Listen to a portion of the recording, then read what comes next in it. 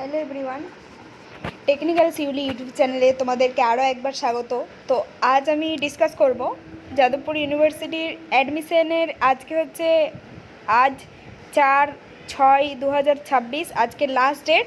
তো যারা যারা অ্যাপ্লিকেশন করতে চাইছো বিপিএড, আর্টস, সায়েন্স আর অন্যান্য ডিপার্টমেন্টে, তো সমস্ত কিছুর আজকে কিন্তু লাস্ট ডেট। তোমরা চাইলে অ্যাপ্লিকেশন করতে পারো। আর আমি চলে এসেছি, দেখতে পাচ্ছ এখন যাদবপুর বিশ্ববিদ্যালয়ের অফিসিয়াল ওয়েবসাইটে। তো আমি ডেসক্রিপশান বক্সে লিঙ্কটি দিয়ে দেবো ওয়েবসাইটের, অথবা তোমরা গুগলে কিংবা ক্রোম ব্রাউজারে যাদবপুর ইউনিভার্সিটি লিখলেই তোমরা কিন্তু এই পেজে চলে আসবে। তো এই পেজে আসার পর আমি নিচে একটু স্ক্রল ডাউন করব। স্ক্রল ডাউন করার পর তোমরা এখানে দেখতে পাচ্ছ নতুন ইন্টারফেসটা, যে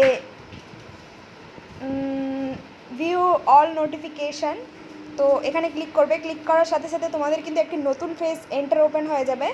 এবং চলো দেখাচ্ছি তোমাদের যে অ্যাপ্লিকেশন লিঙ্কটা সেটা কোথায় পাবে।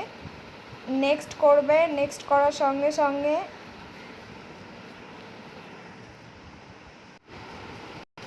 এখানে দেখছো তোমরা প্রত্যেকটির নোটিফিকেশান কিন্তু দেখতে পাচ্ছ অন স্ক্রিনে।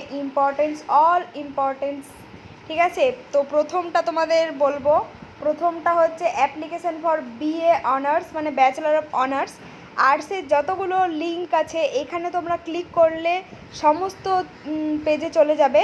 এবং এখানে দেখতে পাচ্ছ বিপিএডের দ্বিতীয় ইন্টারফেসে বিপিএডের, ঠিক আছে। তো বিপিএডের কিন্তু এই লিঙ্কটাই ক্লিক করবে। আর ব্যাচেলার অফ বিএসসি অনার্সের জন্য হচ্ছে এখানে ক্লিক করবে। তো তিনটে, আর লাইব্রেরি ইনফরমেশনের জন্য কিন্তু নিচে রয়েছে। টোটাল 4টে লিঙ্ক এখনও কিন্তু ওপেন রয়েছে।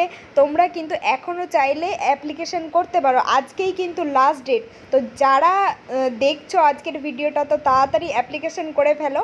আজকে রাত 12টার মধ্যে কিন্তু তোমাকে অ্যাপ্লিকেশন ফর্ম ফিল আপ করতে হবে। যদি না করো তাহলে আর ডেট হয়তো এক্সটেনশন হতে পারে, কিন্তু এক্সটেনশন হওয়ার চান্স অতটা নেই, 90% নেই, 10% হয়তো থাকতে পারে, দিতে পারে।